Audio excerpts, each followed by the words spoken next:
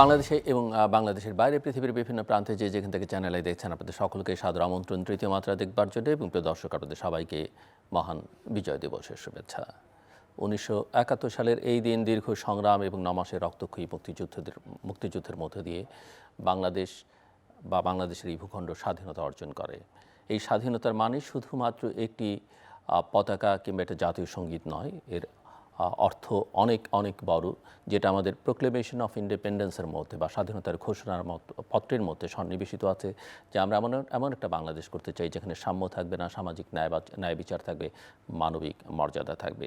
এবং এই দীর্ঘ লড়াই এবং সংগ্রামের মধ্যে আরও যে বিষয়গুলো অত্যন্ত অঙ্গাঙ্গিভাবে যুক্ত ছিল সেগুলো হচ্ছে গণতন্ত্রের আকাঙ্ক্ষা। তীব্র আকাঙ্ক্ষা ছিল মানুষের মধ্যে গণতন্ত্রের, ভোটাধিকারের আকাঙ্ক্ষা। এবং 1970-এর নির্বাচনে, যে নির্বাচনে আমাদের বিজয়ের পরও ক্ষমতা হস্তান্তর না করবার কারণে মানুষ আরও বেশি ক্ষুব্ধ হয়েছে, ক্ষিপ্ত হয়েছে এবং পরিষ্কার হয়ে যায় যে আমাদের নিজেদের স্বাধীনতা বা নিজেদের ভূখণ্ডের কোনো বিকল্প নেই।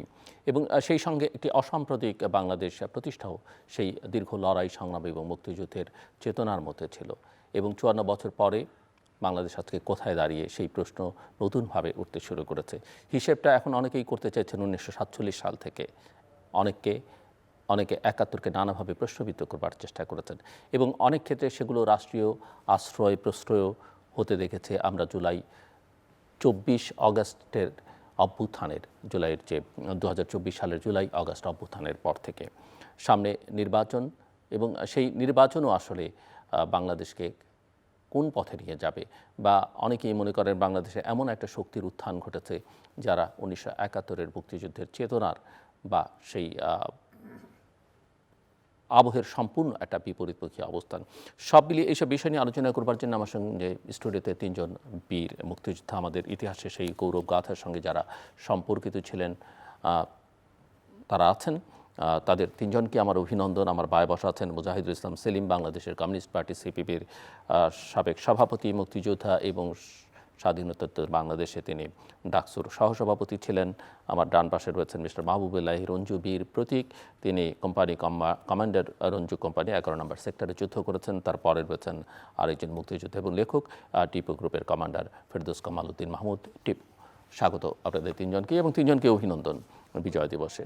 আমি একটা ধারণা অনেকের কাছে এখন প্রতিষ্ঠিত যে মুক্তিযুদ্ধ নিয়ে আমার মনে হয় ইতিহাসের সবচাইতে গত 1 বছর বা তার কিছুটা বেশি সময় মুক্তিযুদ্ধের প্রসঙ্গে অনেক বেশি আলোচনা হয়েছে, বিতর্কিত করবার চেষ্টা করা হয়েছে। অনেকে মনে করেন যে একটা তরুণ প্রজন্ম যারা জুলাই অগাস্টের অভ্যুত্থানে সামনে ছিল বা অংশ নিয়েছে তারা সহ মুক্তিযুদ্ধের ইতিহাস, গৌরব গাথা, চেতনা এটা আসলে তাদের কাছে খুব একটা পৌঁছায় নেই। তারা মুক্তিযুদ্ধের সঙ্গে নিজেকে কানেক্ট করতে পারেন না, রিলেট করতে পারেন না। আর বিগত দিনে যারা ক্ষমতায় ছিলেন তারা আসলে মুক্তিযুদ্ধের চেতনা শব্দটিকে, এই শব্দমালাকে এত বেশি ব্যবহার করেছেন রাজনৈতিক স্বার্থে, অনেকে মনে করেন যে ওটাও মানুষের মধ্যে এক ধরনের বিরক্তির উদ্রেক করেছে। তো আমি আপনাদের 3 জনের কাছ থেকে বুঝতে চাই যে আসলে আপনারা কিভাবে দেখেন বা আপনাদের এখনকার অনুভূতি কী।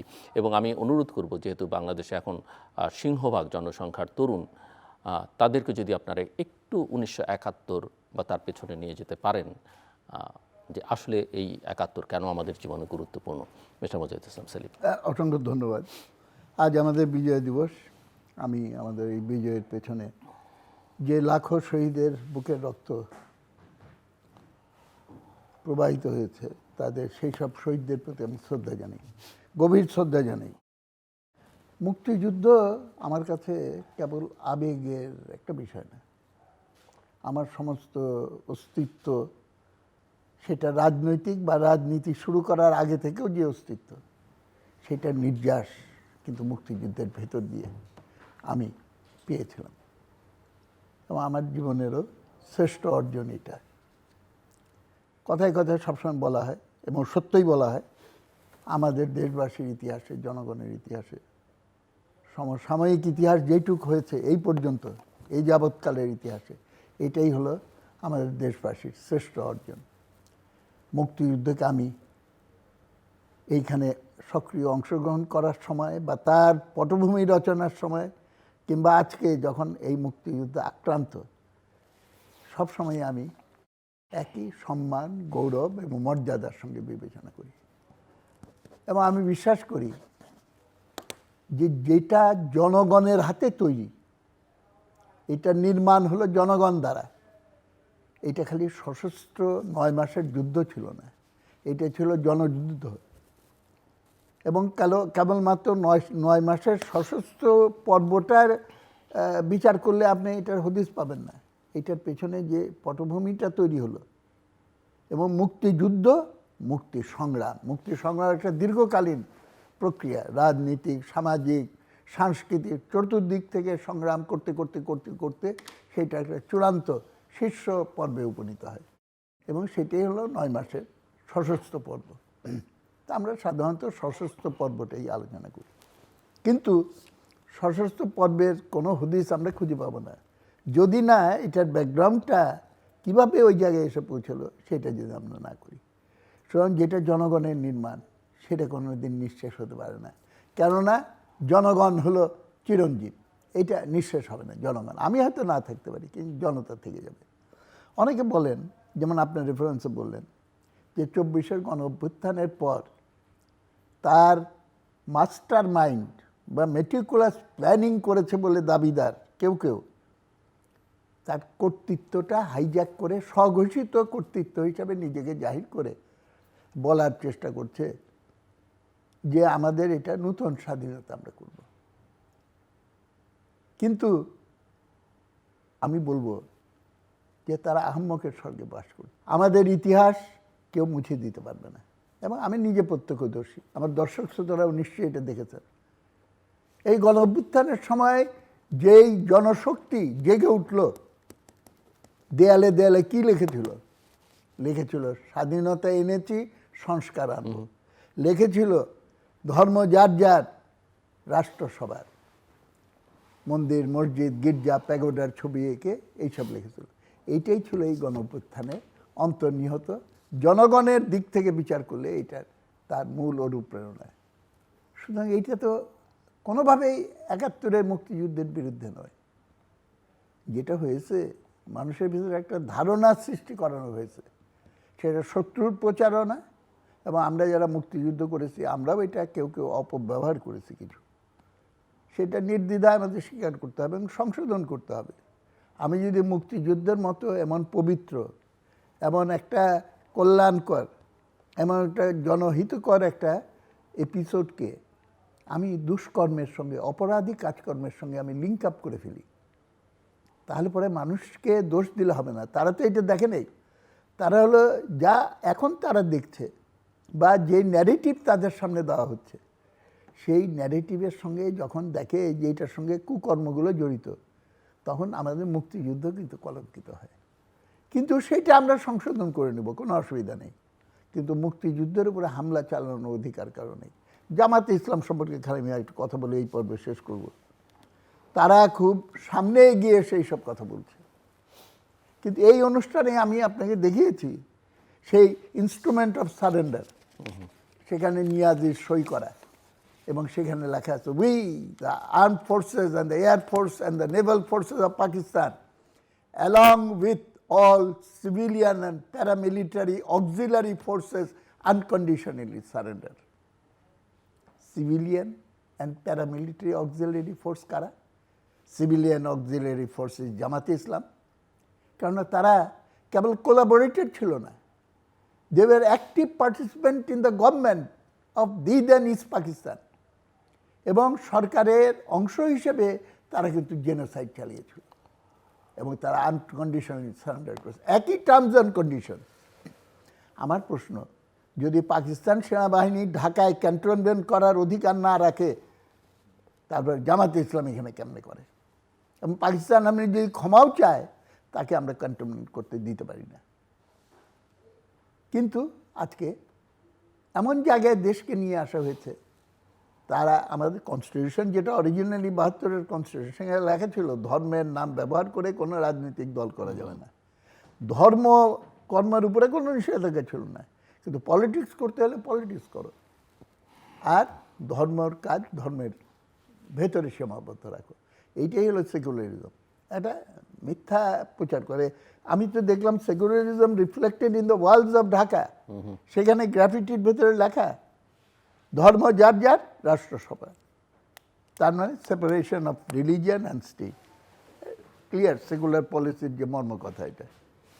এইখানে আমি আত্মবিশ্বাসী এই কারণেই যে এত রকম ভুল ত্রুটি এবং তার উপরে শত্রুর ষড়যন্ত্র। আমি জানি না আমার সহযোদ্ধারা অ্যাগ্রি করবে কিনা, আমাদের কিন্তু একটা ট্রেনিং ছিল, প্রিপেয়ার টু প্ল্যানস, জিতলে পরে কি করবে, হারলে পরে কি করবে। 16ই ডিসেম্বর থেকে পাকিস্তানি বাহিনী এবং তাদের কর্তৃপক্ষ একটা কন্টিনজেন্সি প্ল্যান চালু করেছিল। সেই কন্টিনজেন্সি প্ল্যান কার্যকর হতে হতে হতে হতে এমন জায়গায় এসেছে, একটা কথা সম্ভবত শেখ হাসিনা একই মঞ্চে তিনি বলেছিলেন যে রাজনীতিতে শেষ কথা নাই। আমরা একটু আপত্তি করেছিলাম, আমরা বলছিলাম রাজনীতিতে শেষ কথা আছে, এবং সেইটা হলো 71, সেটা হলো আমাদের মুক্তিযুদ্ধ। এর পেছনে জাতি জনগণ কিছুতেই আমাদের ইতিহাসকে পেছনে নিতে দেবে না। সুতরাং আমি ওয়ার্ন করছি, জামাত ইসলাম বলে যে আমাদেরকে তো আপনারা ক্ষমতায় দেখেন নাই, হ্যাঁ একবার একটু ট্রাই করে দেখেন। মিথ্যা কথা বলছে। 71-এ তারা সরকারে ছিল, তাদের সরকার আমরা দেখেছি 30 লক্ষ মানুষকে হত্যা করেছে। এই মিথ্যাচার দিয়ে ধর্মের অপব্যবহার করে যারা ক্ষমতার খেলায় লিপ্ত ষড়যন্ত্র করছে, দেশকে ধ্বংস করার চেষ্টা করতে পারে, কিন্তু দেশের জনগণই তাদের প্রতিহত করে। এই বিজয় দিনে আমি সমস্ত দেশবাসীর কাছে আহ্বান জানাবো, মনে দৃঢ়তা রাখবেন, সাহস রাখবেন, জনতার শক্তিকে কেউ পরাজিত। আমরা মুক্তিযুদ্ধের অর্জনগুলোকে পুনরুদ্ধার শুধু নয়, এমনভাবে পুনরুদ্ধার করব, বারবার আমরা বিজয় অর্জন করে আমরা জয়লাভ করি কিন্তু বিজয় ধরে রাখতে পারি না। কিন্তু এইবার বিজয় অর্জন করব এবং সেটা যাতে কোনোদিন হাতছাড়া না হয় সেটা নিশ্চিত করব। মিস্টার মাহবুবুল্লাহ রঞ্জু, আপনাকে ধন্যবাদ। শত শত বৎসর ধরে আমাদের পূর্বপুরুষেরা বিদেশি দখলদারদের বিরুদ্ধে সংগ্রাম করেছেন, আন্দোলন করেছেন, লড়াই করেছেন, কিন্তু আমরা কখনোই স্বাধীন ছিলাম না। আমরা এমন একটা জাতি, এই বিশ্বের আমরা একটা স্বতন্ত্র জাতি, আমাদের ভাষা আছে, অস্তিত্ব আছে, ভূখণ্ড আছে, সবই আছে, কিন্তু আমরা কখনোই স্বাধীন ছিলাম না। তো সেদিক থেকে বলতে গেলে যে স্বাধীনতার সার্বভৌমত্ব প্রাপ্তি, বাংলাদেশের স্বাধীনতার সার্বভৌমত্ব প্রাপ্তি বাঙালির শ্রেষ্ঠ অর্জন, এবং মুক্তিযুদ্ধ সমগ্র বাঙালি জাতির শ্রেষ্ঠ গৌরব। এবং সেই অর্জন এবং গৌরবের পিছনে 30 লক্ষ শহীদের রক্ত এবং লক্ষ লক্ষ মা বোনের আত্মত্যাগ বা ক্ষতিগ্রস্ত হওয়া, এবং হাজার হাজার মুক্তিযোদ্ধা যারা যুদ্ধাহত হয়ে আজও অসহায়ের মতো জীবনযাপন করছেন, এবং অনেক মুক্তিযোদ্ধাই শহীদ হয়েছেন, তাদের সকলের প্রতি শ্রদ্ধা জানাই। এবং তাদের অবদানের কারণে আমরা সেই অর্জন করেছি এবং আমরা এই গৌরবের অধিকারী হয়েছি বাঙালি জাতি। বাংলা ভাষায় কথা বলে বাংলাদেশের বাইরেও অনেক মানুষ আছেন, কিন্তু সবাই ওই বাংলাদেশের স্বাধীনতা অর্জন বা বাংলাদেশের মুক্তিযুদ্ধ নিয়ে গৌরব করতে পারেন জাতি হিসেবে, মানে একই ভাষার মানুষ হিসেবে। তো আমরা সত্যি সৌভাগ্যবান। এখানে শুধু না, আমার আরও যারা সহযোদ্ধা বা সারা দেশের যারা মুক্তিযুদ্ধ করেছেন অস্ত্র হাতে কিংবা অস্ত্র ছাড়াই যারা মুক্তিযুদ্ধকে সাহায্য করেছেন, মুক্তিযুদ্ধের সহযোগী ছিলেন, মুক্তিযুদ্ধের চেতনা এবং মূল্যবোধ হৃদয়ে ধারণ করেন, তারা সবাই সত্যি সৌভাগ্যবান এই অর্থে যে আমরাই সেই প্রজন্ম যারা এই শতবর্ষের গ্লানি মোচন করতে পেরেছিলাম আমাদের জাতির। যদি 1000 বছরের ইতিহাস দেখা যায় যে আমরা কখনোই স্বাধীন ছিলাম না, আমরা বিদেশি দখলদারদের দ্বারা শাসিত হয়েছি, কখনো সুলতানি আমল, কখনো মোগল আমল, এইভাবে চলতে চলতে সর্বশেষ 200 বছর ব্রিটিশরা আমাদেরকে শাসন করেছে। ব্রিটিশদের নাগপাশ থেকে মুক্ত হওয়ার পরও 23 বছর ধরে পাকিস্তানিরা আমাদেরকে শাসন এবং শোষণ এবং অত্যাচার, নিপীড়ন, নির্যাতন সবই করেছে তারা। তো আমরা সৌভাগ্যবান এই জন্য যে সেই সময় মহেন্দ্র খন ছিল, মানে আমার বয়স ছিল তখন, ঠিক পাকিস্তানিদের বিরুদ্ধে সংগ্রাম করার, আন্দোলন করার। আপনি নিশ্চয়ই আপনাদের সবাই স্মরণ করবেন যে তুমি কে আমি কে, বাঙালি বাঙালি, পিন্ডি না ঢাকা, ঢাকা ঢাকা, তোমার আমার ঠিকানা পদ্মা মেঘনা যমুনা। এই যে আন্দোলন গড়ে উঠল 60-এর দশকে, এই আন্দোলনের ফলশ্রুতি এক পর্যায়ে কিন্তু আসছে, সর্বশেষ পরিণতি আসছে হচ্ছে যে বীর বাঙালি অস্ত্র ধরো, বাংলাদেশ স্বাধীন করো। এবং সত্যি সেই পর্যায়টাই হচ্ছে আমাদের জন্য, আমাদের অর্থাৎ আমি মনে করছি যে আমার ফার্স্ট পার্ট, অর্থাৎ স্বাধীনতা প্রাপ্তির প্রথম পর্বটা হচ্ছে যে স্বাধীনতার জন্য আন্দোলন, এবং স্বাধীনতা প্রাপ্তির চূড়ান্ত ক্ষণ বা চূড়ান্ত পার্টটা হচ্ছে সশস্ত্র মুক্তিযুদ্ধ। অর্থাৎ কোনোভাবেই শুধুমাত্র আন্দোলন দিয়ে পাকিস্তানিদেরকে হটিয়ে আমরা দেশ স্বাধীন করব এরকম আশা আমরাও করি নাই। সেই কারণে আমি তখন বিশ্ববিদ্যালয়ের ছাত্র, খুব তরুণ, প্রথম কেবল ফার্স্ট ইয়ার অনার্সের ছাত্র রাজশাহী বিশ্ববিদ্যালয়ে। তখন আমার মধ্যে প্রবল ইচ্ছা যে এই আন্দোলন একসময় সশস্ত্র আন্দোলনের রূপ নেবে এবং সশস্ত্র আন্দোলনের মধ্য দিয়েই আমরা একটি আমরা স্বাধীনতা পাবো বা স্বাধীন সার্বভৌম রাষ্ট্র হিসেবে বিশ্বের বুকে আত্মপ্রকাশ করব। ঠিক তাই হয়েছিল। কেননা যেমন ব্রিটিশের বিরুদ্ধেও আমাদের বাঙালিদের অবদান কিন্তু কম না। আমরা অনেকেই আছেন ইতিহাসে অমর হয়ে আছেন যারা ব্রিটিশদের বিরুদ্ধে আন্দোলন করতে যে আত্মহতি দিয়েছেন বাঙালি সন্তান। ঠিক তেমনিভাবেই আমরাও ওই সময় আমাদের একটা সুযোগ এসেছিল যা আমরাই হয়তো চূড়ান্ত সেই বিজয়টা অর্জন করতে পারি, করলে আমরা একটা স্বাধীনতা প্রাপ্ত হব এবং সেই স্বাধীনতাটাই বাঙালিদেরকে বিশ্বের বুকে একটি স্বাধীন সার্বভৌম রাষ্ট্র হিসেবে আত্মপ্রকাশ করতে সাহায্য করে। ঠিক তাই হয়েছে। কিন্তু দুর্ভাগ্য যে আমরা মুক্তিযুদ্ধ করতে যেয়ে সেই সময় বাঙালি হয়েও বাঙালির বিরুদ্ধে অনেকে অস্ত্র ধরেছিল। বাঙালি হয়েও স্বাধীনতা চায় নাই এমন একটা বিরাট অংশ ছিল। যদিও অনেকে বলে ক্ষুদ্র একটি অংশ, না, আমি ক্ষুদ্র অংশ বলি না, অনেক বড় একটা অংশ ছিল ভেতরে ভেতরে, যেটা বুঝতে পারেনি। সামনে তারা হয়তো বলার চেষ্টা করেছে স্বাধীনতার কথা বা মুক্তিযুদ্ধের কথা, না বললেও চুপচাপ ছিল। সেটা তো আপনি 1970-এর যদি ভোটার মানে কি পরিমাণ ভোট কি পরিমাণ আওয়ামী লীগের পক্ষে গেছে বিপক্ষে গেছে সেটা থেকেই বোঝা যায়। ঠিক বলেছেন। 70 সালের নির্বাচনে যদি দেখা যায়, মনে করেন আমাদের এখানে 169টা আসন, না আসনের বিচার না, ভোটারটা 167টা আসন, কিন্তু 99.5 না, আমরা কথা 99.5% মানে বাঙালি তখন এই স্বাধীনতার পক্ষে। না না না না না আপনি একদম ভুল বলেছেন। 70-এর নির্বাচনে বোধহয় 23 বা 27% ভোট আওয়ামী লীগের এগেনস্টে গেছে। আসন সব পেয়েছে দুটো কারণ আসন। হচ্ছে যে আপনাকে দেখতে হবে যে কত পার্সেন্ট। হ্যাঁ, নন আওয়ামী লীগের, ইন্ডিপেন্ডেন্ট ছিল। সেটা কিন্তু প্রত্যেকটা আসন দিয়েই আপনাকে দেখতে হবে যে একটা আসনে এমন আছে যে 100টা আসনই বিজয়ী হলেন, আবার 100টা আসনই অনেক বিপক্ষের ভোটও আছে। তো সেটাকে যদি এক জায়গায় করেন তাহলে অনেক বড় একটা পার্সেন্টেজ। এবং সবচেয়ে বড় কথা থাকতেই পারে পরবর্তীকালে তো তারা বাঙালি হিসেবে বাঙালির অস্তিত্ব যখন প্রশ্ন আসলো, যখন মুক্তিযুদ্ধ হচ্ছে, সমগ্র বাঙালি জাতি আমরা ঝাঁপিয়ে পড়েছি পাকিস্তানিদের বিরুদ্ধে, তখনও তো বুঝবে, তখনও এসে দেখা গেল রাজাকার, আল বদর, আল শামস ইত্যাদি ইত্যাদি যারা পাকিস্তানের পক্ষে হয়ে মানে আমাদের বিরুদ্ধে যারা যুদ্ধ করছে, অর্থাৎ সমগ্র বাঙালি জাতি আমাদেরকে সাহায্য করছে। ঠিক আছে, আমরা মুক্তিযুদ্ধ করছি অস্ত্র হাতে নিয়ে পাকিস্তানিদের বিরুদ্ধে প্রাণপণে লড়াই করছে, আমাদের অনেকে সাথীরা শহীদ হয়ে যাচ্ছেন। কিসের জন্য? দেশমাতৃকার জন্য। সেই সময় যারা আবার পাকিস্তানের পক্ষ নিচ্ছে, আমি এদের কথা বলতে চেয়েছি আর কি, যারা আমাদের মুক্তিযুদ্ধের জন্য অনেক ব্যাঘাত হয়েছে, যাদের জন্য আমাদেরকে অনেক কৌশল অবলম্বন করতে হয়েছে মুক্তিযুদ্ধে, এমনকি পাকিস্তানিদেরকে আক্রমণ করতে যেও অনেক ওই বিপক্ষের শক্তির মুখোমুখি হতে হয়েছে। তাদের এমনকি পাকিস্তানিরা বুঝবেন তারা কয়টা বাড়িঘর চিনত আর কয়টা রাস্তা তারা চিনত। তাদেরকে পথঘাট দেখানো, তাদেরকে আশ্রয় দেওয়া, প্রশ্রয় দেওয়া, তাদেরকে সব দিক থেকে সাহায্য করার একটা বড় শ্রেণী ছিল। সবচেয়ে বড় কথা হচ্ছে যে সেই শ্রেণীটা তখনও ছিল এবং তাদের অস্তিত্ব আজও বিদ্যমান।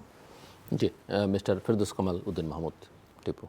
ধন্যবাদ জিল্লুর, এবং সবাইকে আজকে বিজয় দিবসের শুভেচ্ছা। আমি আসলে প্রথম শুরু করতে যাচ্ছি এইটা বলে যে আপনি যে প্রশ্নটা করেছিলেন প্রথমে, যে এই বর্তমান প্রজন্মের ইতিহাসটা, স্বাধীনতার ইতিহাসটা ঠিক ভালোভাবে জানে না। তো সেটার পরিপ্রেক্ষিতে যদি বলতে চাই, এবং এখন অনেকেই বলেন যে মুক্তিযুদ্ধ আবার নতুন করে এই 2024 সালে হয়েছে জুলাইতে। মুক্তিযুদ্ধ কখনো একটা দেশে দুবার হতে পারে না। স্বাধীনতা কখন দুবার হতে পারে না, একবারই স্বাধীনতা হয় একটা দেশে। এবং আমাদের স্বাধীনতার কে একটা ডাক দিয়েছিল সেটাও নিয়ে অনেক রকম প্রশ্ন আসে।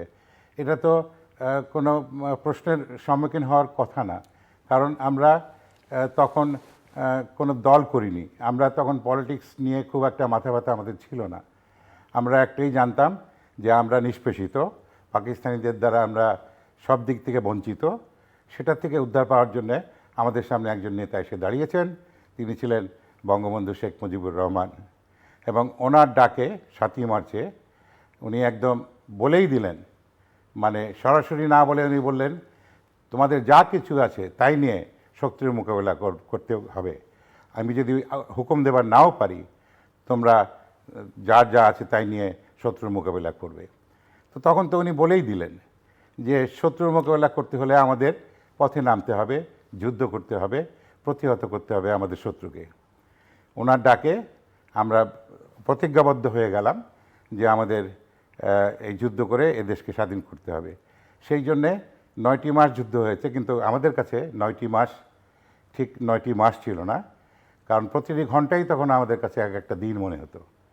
আমরা কিভাবে কষ্ট করে না খেয়ে বনে বাজারে জঙ্গলে কিভাবে আমরা যুদ্ধ করেছি, কিভাবে আমরা ট্রেনিং নিয়েছি, সেটা একমাত্র যারা তখন মুক্তিযোদ্ধা করেছে, সেই সব ট্রেনিং ক্যাম্পে ছিল, যারা আমাদের মুক্তিযুদ্ধের প্রশিক্ষণ দিয়েছে, ওনারাই একমাত্র বলতে পারবেন, আর বলতে পারবেন স্বয়ং আমাদের বিধাতা খোদাতাআলা।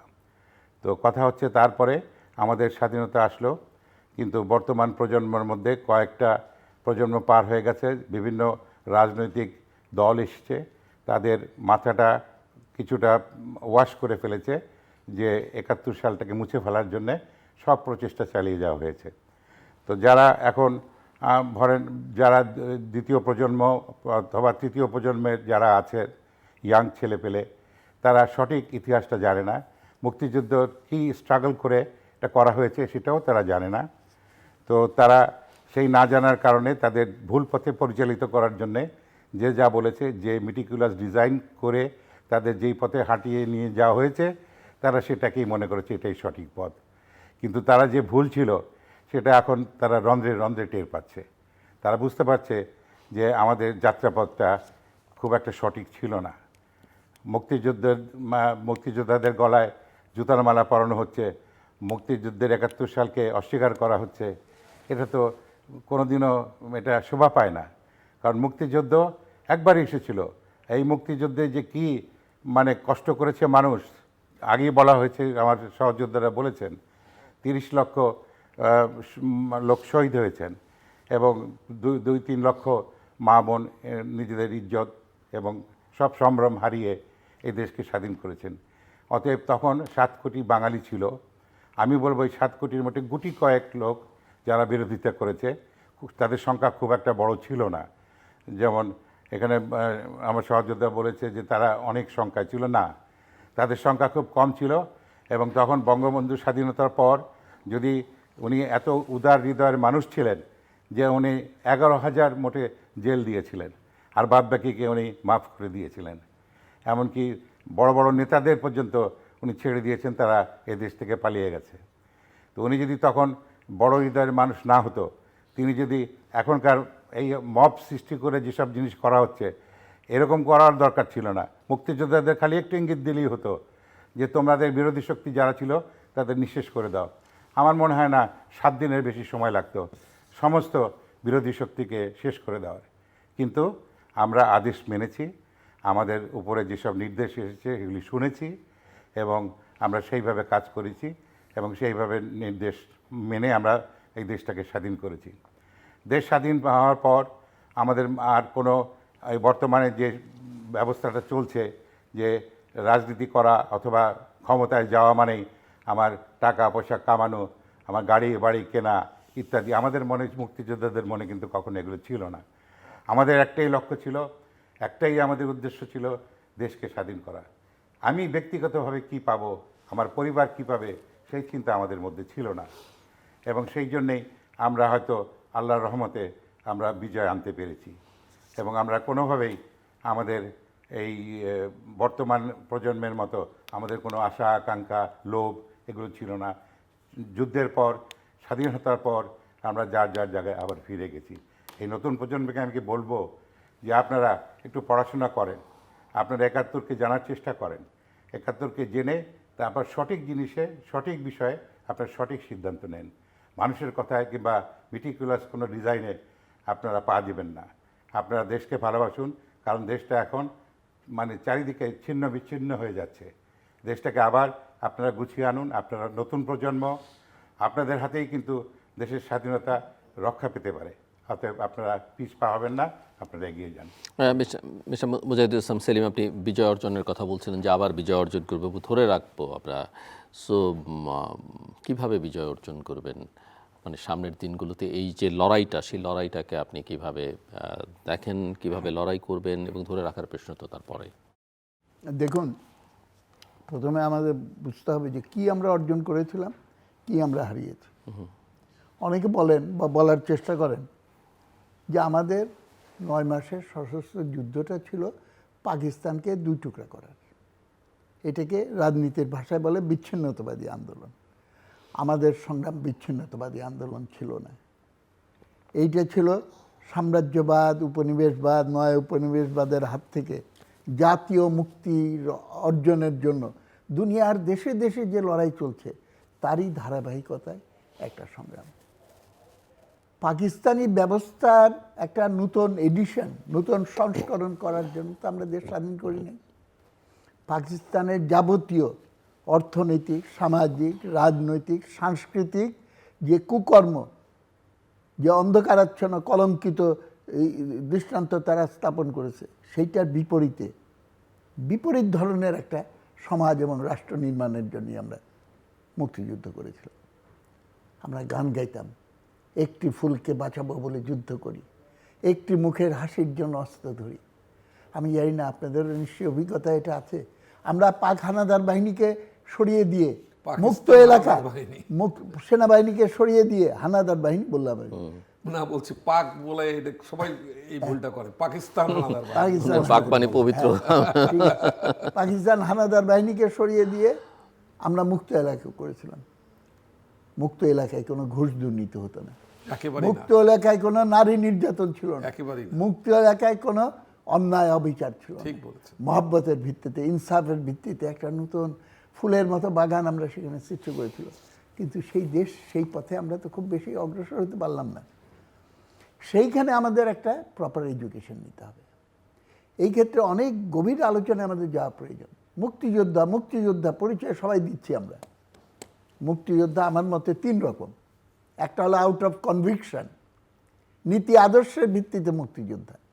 আরেকটা হলো সার্কামস্ট্যান্সিয়ালি, ঘটনাচক্রে গুলি চলেছে, এইদিকে আমি পড়ে গেছি, এইদিকে কী করবো, ওইদিকে যেতে পারছি না, হয়তো মনটা ওইদিকে আছে, এইদিকে আছে। আরেকটা ছিল careful considerations of interest, self interest, কোথায় গেলে আমার সেলফ ইন্টারেস্ট একটু বেশি হবে না হবে।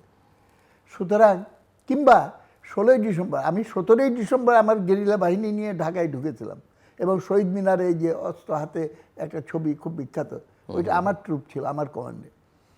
এবং সেখানে এসে দেখলাম, আরে বাবা, ঢাকা শহরের তো সমস্ত মুক্তিযোদ্ধা ছেয়ে ফেলেছে। ক্র্যাক প্ল্যাটুন ছাড়া মেজর অপারেশন ঢাকাতে আর কেউ করেনি। সেক্টর 2 অধীনে ছিল আর কি, খালেদ মোশাররফ এবং কি বলে হায়দার, মেজর হায়দার। এবং সেখানকার অনেক বন্ধুবান্ধব ছিল। আপনি সেখানে আরেকটা প্রসঙ্গ পরে সুযোগ পেলে যাব। ক্র্যাক প্ল্যাটুন বলেন, অমুক বলেন, আমাদের আন্দোলনটা যে পূর্বতন আন্দোলন, ইতিহাস এই কথা বলে, 2টা স্রোতধারা, প্রধান স্রোতধারা পাশাপাশি কিন্তু লড়াই করেছে। একটা ছিল বামপন্থী স্রোতধারা, ন্যাপ, কমিউনিস্ট পার্টি, ছাত্র ইউনিয়ন। আরেকটা ছিল জাতীয়তাবাদী স্রোতধারা, সেটা হচ্ছে আওয়ামী লীগ, ছাত্রলীগ ইত্যাদি। কিন্তু ইতিহাস আমাদেরকে নিয়ে গেছে এক জায়গায় এবং মহাস্রোতে গিয়ে আমরা সেই সংগ্রামে একত্রিত হয়েছি। এখন আমাদের এই যে শক্তিটা, সেই শক্তিটা তখন একটা কথা উঠেছিল, আপনাদের মনে থাকতে পারে, আমরাও দাবি করেছিলাম যে পলিটিশিয়ানরা ভূমিকা পালন করেছে। আমাদের পাকিস্তান সেনাবাহিনী থেকে তারা পালিয়ে চলে এসে বা বিদ্রোহ করে আমাদের সঙ্গে যোগ দিয়েছে। অরাজনৈতিক সামাজিক শক্তি, এনি হিউম্যানিস্টিক, মানবতাবাদ মানুষ, তারা এসে যুক্ত হয়েছে। সবাইকে নিয়ে একটা প্রভিশনাল রেভলিউশনারি গভর্নমেন্ট করেন। তাজউদ্দিন সাহেব এইখানে দেশে এসে একটা নির্দেশ জারি করলেন এবং সেই নির্দেশটা আমার কাছে আছে এবং ইন্টারেস্টিং, সেটা ডেট লাইনটা হলো 71/72। আমি অনেক চিন্তা করেছি এরকম হলো কেন, গেজেটে একটা ডেট লাইন থাকে তো, সম্ভবত 71 সালের 31শে ডিসেম্বর এটা ড্রাফটেড হয়েছে এবং 1 জানুয়ারি এটা হয়তো প্রিন্টেড হয়েছে, হয়তো বা, তা নাহলে এরকম হবে কেন। সেইখানে লেখা যে অতঃপর বাংলাদেশ পরিচালনা করবে মুক্তিযোদ্ধারা, সব জায়গায় আমি মিলিশিয়া ক্যাম্প করেছি, আপনার নাম লেখান, ওইখান থেকে আমরা রিক্রুটমেন্ট করব in army, in administration, in police, এবং দেশের যাবতীয় কাজকর্ম এরাই চালাবে। কিন্তু আরেকটা পাল্টা চিন্তা ছিল যেটা এসে আলটিমেটলি ডমিনেট করলো, যে না, আমাদের দেশের মানুষ তো পলিটিক্যাল মুভমেন্ট করেছে এবং ব্রিটিশ পার্লামেন্টারি সিস্টেমে আমরা অভ্যস্ত, এইটা বাইরে কিছু করতে গেলে মানুষ এটা পছন্দ করবে না। ওর জন্য বঙ্গবন্ধু এসে তিনি প্রেসিডেন্টশিপ ছেড়ে প্রাইম মিনিস্টার হলেন, আবু সাইদ চৌধুরীকে প্রেসিডেন্ট করে দিলেন এবং পুরানা ব্যুরোক্রেসিকে এই রাষ্ট্র নির্মাণের কাজে নিয়োজিত করলেন। বললেন যে এরা এফিশিয়েন্ট, বা ভাবলেন তিনি যে এরা হয়তো এফিশিয়েন্ট, একেবারে CSP officer train by the British ইত্যাদি ইত্যাদি। ফিডেল ক্যাস্ট্রো বঙ্গবন্ধুকে বলেছিলেন যে এফিশিয়েন্টই যদি হবে তাহলে তারা পাকিস্তানকে রক্ষা করতে পারলো না কেন, একটু চিন্তা করে দেখেন। সো এফিশিয়েন্সি দিয়ে কাজ হবে না, শুধু কমিটমেন্ট টু ইয়ার লিবারেশন, এইখানে তো আমাকে গুরুত্ব দিতে হবে। সম্ভবত এইখান থেকে আমাদের একটা শিক্ষা নেওয়া প্রয়োজন এবং শিক্ষা নিয়ে আমরা যদি ভবিষ্যতে ব্যাপারে আমরা এই শিক্ষাগুলো নিয়েই তো অতীতের ভুল যাতে না হয়, ভুল বলবো না আমি, যে ঘাটতিগুলো আছে সেই ঘাটতিগুলো যদি আমি পূরণ না করি তাহলে পরে তো আমি অগ্রসর হতে পারবো না। এবং এইভাবে আমি কনফিডেন্স ফিল করি এবং মানুষের সঙ্গে আলাপ করলেও তো বোঝা যায়। আমি তো একটা উদাহরণ দিলাম, আমার নিজের চোখে দেখা, স্বাধীনতা এনেছি, সংস্কার আনবো, গ্রাফিটিতে লেখা। তার মানে কি, ছোট ছোট বাচ্চা আমার বাসায় এসে নক করে বলছে, আঙ্কেল আপনার কাছে বাংলাদেশের কোন ফ্ল্যাগ আছে? আমার যে হ্যাঁ আছে, নাও, কী করবা? বা যে আমরা মিছিল করবো আমাদের পাড়ায়, এই গলির ভেতরে মিছিল করবে। আমি তো নিজের চোখে দেখতেছি এবং দিস ওয়াজ দ্য মেজরিটি আপরাইজিংয়ের ভেতরে যারা ছিল। কিন্তু আগের বারও বঙ্গবন্ধুই বলেছে, সবাই পায় সোনার খনি, আমি পেলাম চোরের খনি। কতবার তিনি বলেছেন যে এইরকমভাবে যারা মানে প্রকৃত নায়কদেরকে উচ্ছেদ করে তারা নিজেরা স্বঘোষিত নায়ক হয়ে বনে তাদের নিজস্ব আত্মস্বার্থ রক্ষার চেষ্টা করে, সেইটার পরিণতি যা হওয়ার তাই হবে। কিন্তু এখান থেকে আমরা শিক্ষা নিচ্ছি। এইবার ছাত্র অভ্যুত্থান হয়েছে, আমি এখানে সব দর্শক শ্রোতাদের দেখে রেখেন ইতিহাসে, এরপরে আরেকটা অভ্যুত্থান হবে এবং সেটা নেতৃত্ব করবে অর্গানাইজ, সচেতন, সংগঠিত শ্রমিক শ্রেণী এবং ছাত্র, বুদ্ধিজীবী সবাই এসে তাকে টেনে নিয়ে আরেকটা সেই অভ্যুত্থান, যেটা ওয়েল প্ল্যান এবং পরিকল্পিত, সচেতন, সংগঠিত, এবং সেটার জন্য সব শক্তিকে এক হইতে হবে। রঞ্জু, সহজ কথায় আর কি, আমরা স্বাধীনতা প্রাপ্তির সময়ে সময়ে কোনো রাষ্ট্রে পরিবর্তন আসতেই পারে। যদি আমরা পার্শ্ববর্তী রাষ্ট্রগুলোও দেখি, আপনারা লক্ষ্য করে থাকবেন, শ্রীলঙ্কায় পরিবর্তন হলো, আবার নেপালে হলো, কিংবা পৃথিবীর অনেক রাষ্ট্রে সময় সময় আন্দোলন হবে, সে নির্বাচনের মধ্য দিয়েই হোক কিংবা গণরোষের কারণ, সরকারের বিরুদ্ধে গণরোষের কারণেই হোক, আন্দোলনের মধ্য দিয়ে সরকার পরিবর্তন হতেই পারে। তো সেখানে যে কথাটা আজকে আসছে যে আমাদের বাংলাদেশের সেই পতাকা, আমাদের জাতীয় সঙ্গীত, আজকে যদি লক্ষ্য করেন যে পাকিস্তানের যে নির্যাতন, নিপীড়ন, শাসন, শোষণ, অত্যাচার এবং যে ডিসপ্যারিটি, মানে বৈষম্য, তার বিরুদ্ধেই মুখ্যত আমাদের মুক্তিযুদ্ধের আন্দোলনের প্রথম মুক্তিযুদ্ধ গড়ে ওঠার পেছনে প্রধান কারণ ছিল কিন্তু বৈষম্য, অর্থাৎ পাকিস্তানিদের শোষণ এবং শাসন। তো এটা আমাদের নতুন প্রজন্মের সন্তানদেরকে অবশ্যই জানাতে হবে, কিংবা তারা জানলেও তার বিরুদ্ধে যারা কাজ করেছে তারা হয়তো সেটাকে আমলে নেয়নি। তো সেখানে একটা সাধারণ সেলিম ভাই বলতেছিলেন যে আমলাতন্ত্র, আজকে খেয়াল করে দেখেন যে মহামান্য রাষ্ট্রপতির থেকে শুরু করে, মহামান্য রাষ্ট্রপতির বঙ্গভবনের একটা ঝাড়ুদার থেকে শুরু করে একেবারে ইউনিয়ন কাউন্সিলের ঝাড়ুদার পর্যন্ত, যত অফিসার হোক, কর্মচারী হোক, কর্মকর্তা হোক, সবাই কিন্তু বাঙালি, কিংবা বাংলাদেশের বাসিন্দা, কিংবা যদি নৃগোষ্ঠীও হয় বা অন্যান্য বিভিন্ন ক্ষুদ্র ক্ষুদ্র নৃগোষ্ঠী আমাদের দেশে আছে যারা উপজাতি বলি আমরা, তাও পরেও কিন্তু সবাই কিন্তু বাংলাদেশের। তো একসময় সেটা ছিল না। আগে দেখতে হবে যে মাত্র এই যে আজকে সেনাবাহিনী আমাদের এত সুশৃঙ্খল দেশপ্রেমিক সেনাবাহিনী, মুক্তিযুদ্ধের মধ্যে দিয়ে গড়ে ওঠা এই সেনাবাহিনী, অথচ একটু একটু দেখেন যে পাকিস্তান আমলে মাত্র 8%, কোথায় আমরা জনসংখ্যার দিক থেকে 56%, আমরা 56%, ওরা 44%, আর আমাদের সেনাবাহিনীর সংখ্যা হচ্ছে আমরা 8%, তারা বাকিটা 92%। কি আশ্চর্য! একইভাবে সিভিল অফিসার দেখেন, অন্যান্য দেখেন, সব বেলায় তাই ছিল। তো সেদিক থেকে যদি মিলানো যায় যে আমরা সত্যি সৌভাগ্যবান প্রজাতি, যা আমরাই সেই বৈষম্যটা দূর করার জন্য পাকিস্তানিদের বিরুদ্ধে অস্ত্র হাতে নিয়ে লড়াই করে আমরা সেটা অর্জন করেছে আমাদের জাতির জন্য।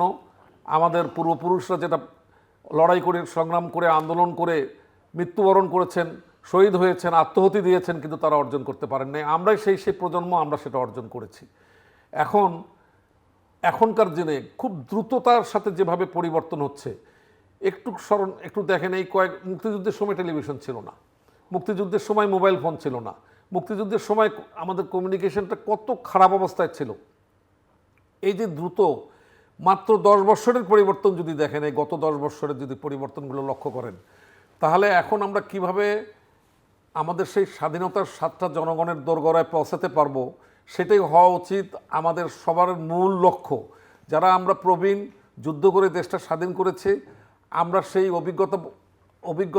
অভিজ্ঞতা বিনিময় করব, আর আমাদের নতুন প্রজন্ম জ্ঞান, বিজ্ঞান, মেধায় তারা অগ্রসরমান হয়ে তারা সেদিকে ধাবিত হবে যে কিভাবে আমরা বিশ্বের অন্য দেশের সঙ্গে, যে উদ্দেশ্যে স্বাধীনতা অর্জন করা, মাত্র 50 বছর আগে সিঙ্গাপুর দেখেন, আজকের সিঙ্গাপুর দেখেন, মাত্র 50 বছর আগের মালয়েশিয়া দেখেন, আজকের মালয়েশিয়া দেখেন, অথচ আমাদেরও স্বাধীনতা কিন্তু 50 বছর অনেক আগে পার হয়ে গেছে। যদি আমাদের সেই রেটিংগুলো চেঞ্জ না হয়, অর্থাৎ প্রভার্টি মানে দারিদ্রতার রেটিং, শিক্ষার রেটিং, স্বাস্থ্যর রেটিং, সব দিক থেকে খালি কয়টা হাই রাইজ বিল্ডিং হলেই তো আমাদের স্বাধীনতার সার্থক হচ্ছে না। যে উদ্দেশ্যে আমাদের স্বাধীনতা অর্জন, বিদেশি প্রভু এবং বিদেশিদের শোষণ শাসনের নাগপাশ থেকে মুক্ত হওয়া, সেটা আমরা হয়েছি। তাহলে ক্ষুদ্রাতি ক্ষুদ্র বিষয়ের মধ্যে পড়ে না থেকে আমাদেরকে এখন কিভাবে বিশ্বের অন্য সব বিষয়ের সঙ্গে তাল মিলিয়ে আমরা অগ্রসর হব, সেটাই হওয়া উচিত আজকের প্রজন্মের সবচেয়ে বড় আকাঙ্ক্ষা এবং কর্তব্য। মিস্টার টিপু, ধন্যবাদ। আসলে একটু পিছনে যেতে হয়, কারণ এই নতুন প্রজন্মদের একটু মনে করিয়ে দিতে হয় যে ওই সময় কী হয়েছিল, কেন হয়েছিল, কী জন্যে আমরা স্বাধীনতা লাভ করলাম এবং কারা কারা বিরোধিতা করেছিল। আসলে আমাদের দেশটা খুবই ছোট, কিন্তু বিধাতা এখানে অনেক কিছু দিয়েছেন, অনেক রিসোর্সেস দিয়েছেন, যার জন্যে বড় বড় পরাশক্তিদের নজর বরাবরই আমাদের দেশটার প্রতি ছিল। এবং স্বাধীনতার সময় আমাদের বিরোধিতা করেছিল মার্কিন যুক্তরাষ্ট্র, চীন, আর পাকিস্তান তো আমাদের প্রধান শত্রুই ছিল। এবং সেখানে যখন যুদ্ধ চলাকালীন সময় এরা দেখছে যে পরাজয়ের প্রায় দ্বার প্রান্তে, তখন তারা মার্কিন সাহায্য চাইল এবং ওখান থেকে 7 ফ্লিট আসলো এদের সাহায্যের জন্যে।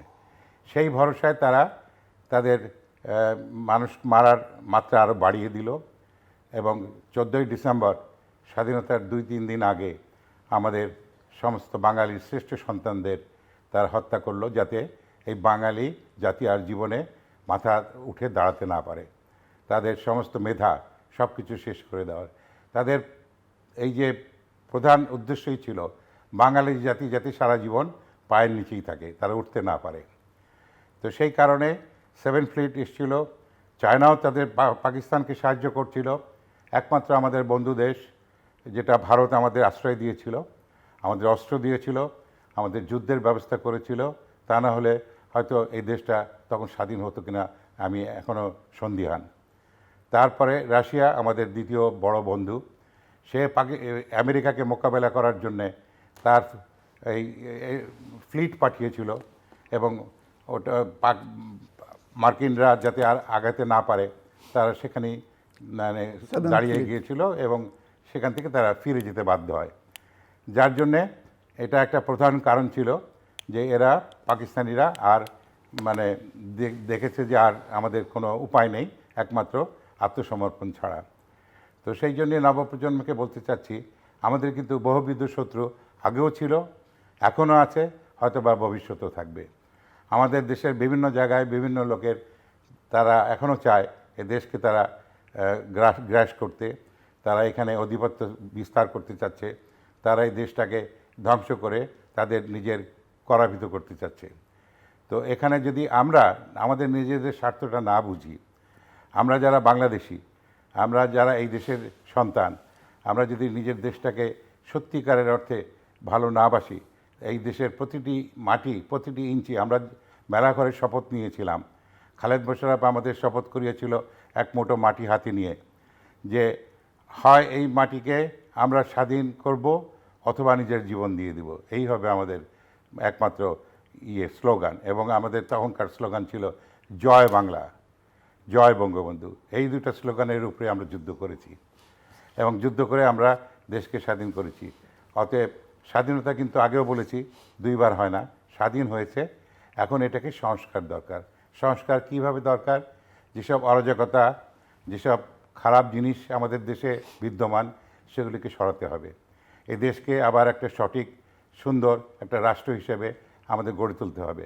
আমরা যারা মুক্তিযোদ্ধা করেছি, বেশিরভাগ মুক্তিযোদ্ধাই এখন বৃদ্ধ, তাদের হয়তো আর এই পৃথিবীতে বেশি দিন থাকবে না, কিন্তু তাদের প্রজন্মরা এই পৃথিবীতে রয়ে গেছে। তারা নিজেদের একটু পড়াশোনা করতে হবে। আজকাল ছাত্রদের পড়াশোনার থেকে অনেক দূরে সরে গেছে, সেই আগের আমলের মতো তাদের মেধাশক্তি আস্তে আস্তে নষ্ট হয়ে যাচ্ছে।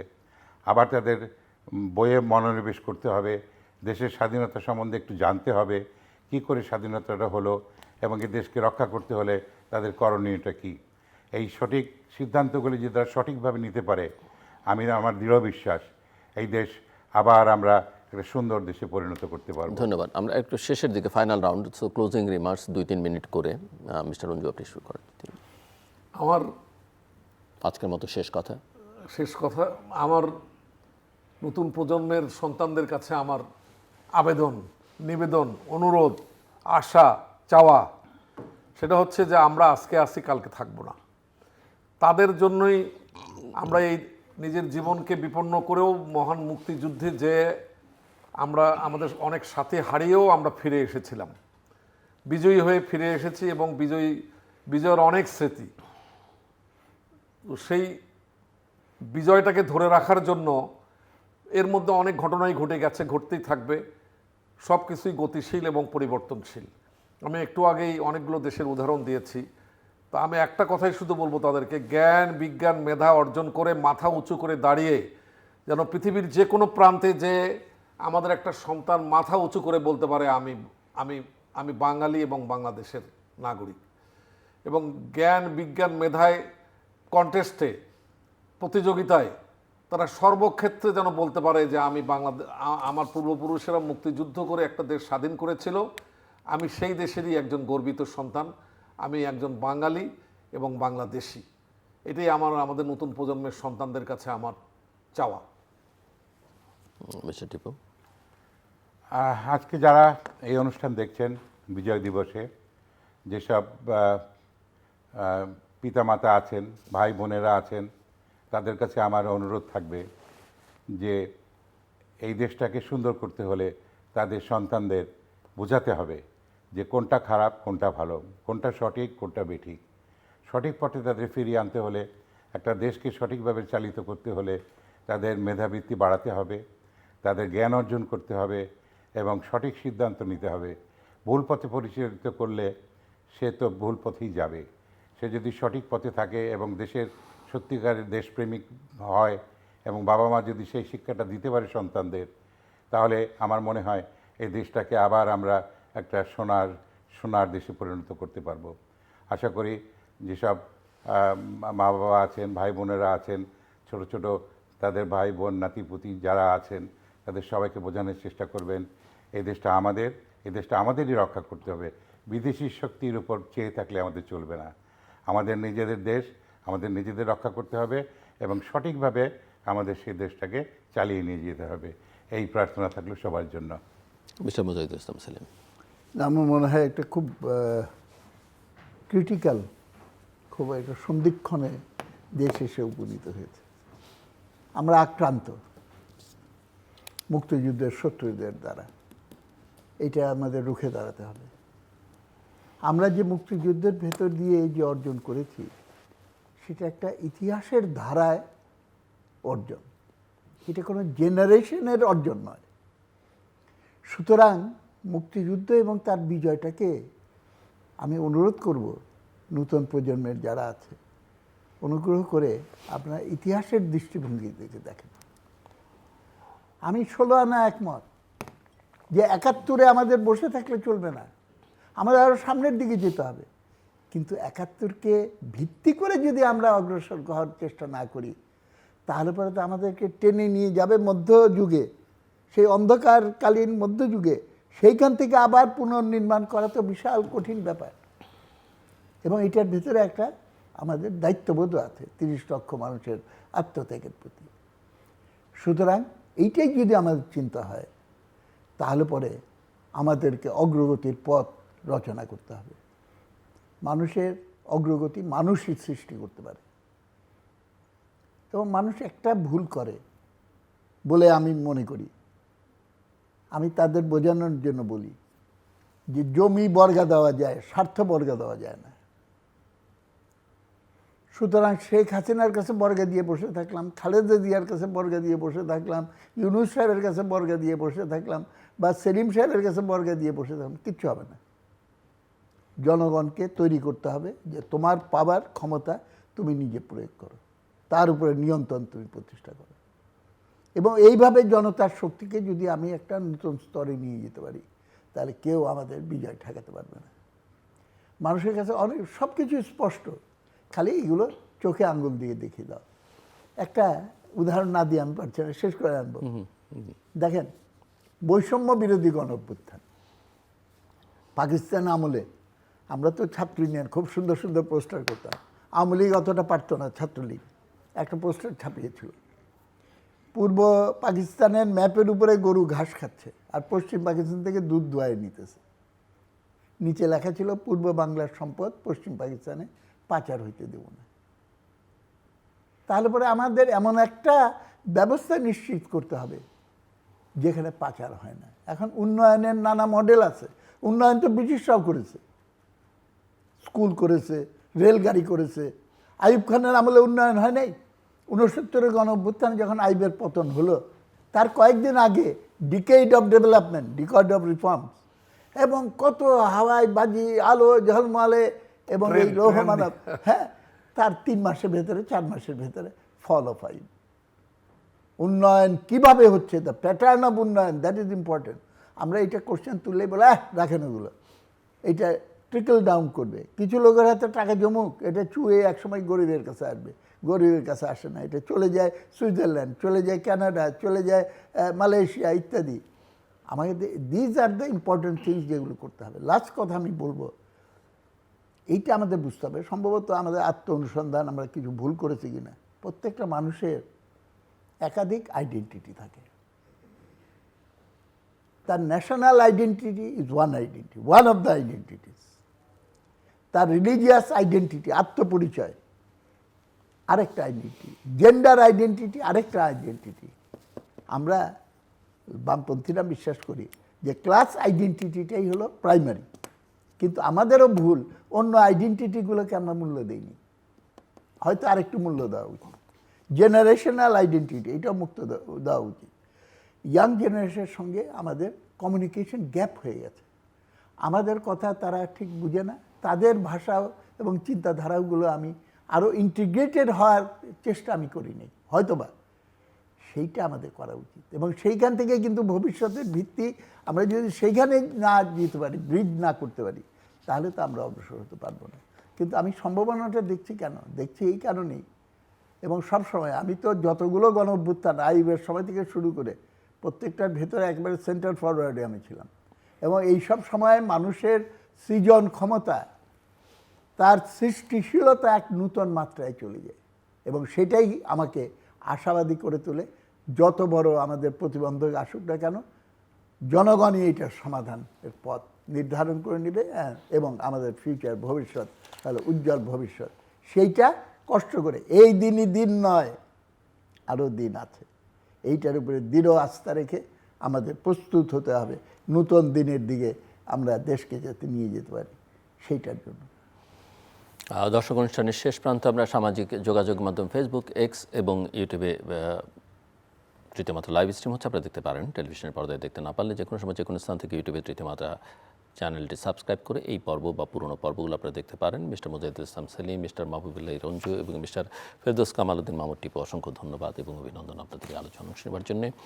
দর্শক, বিজয় দিবসের বিশেষ তৃতীয় মাত্রায় কথা বলছিলেন তিনজন বীর মুক্তিযোদ্ধা। দুর্ভাগ্যজনক হলো কথা, নির্মম সত্যি যে স্বাধীনতার এতগুলো বছর পরে মুক্তিযুদ্ধের ইতিহাস আজকে আক্রান্ত।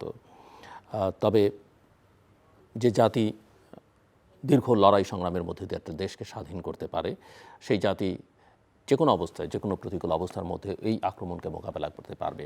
এবং এরপরে যে বিজয়, সেই বিজয় অর্জন এবং ধরে রাখবার কথা ওনারা বলেছেন, নিজের অঙ্গীকার করেছেন এবং পরবর্তী প্রজন্মের কাছে আহ্বান জানিয়েছেন।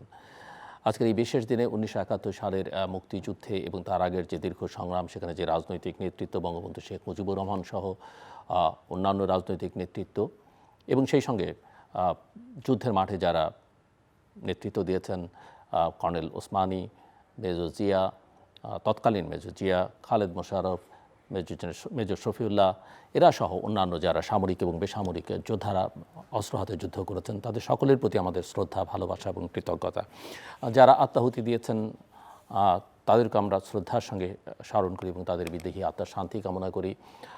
যারা নানাভাবে ত্যাগ স্বীকার করেছেন এবং সেই মুক্তিযুদ্ধের ক্ষত এখনও বয়ে বেড়াচ্ছেন, তাদের প্রতি আমাদের ভালোবাসা এবং সহমর্মিতা।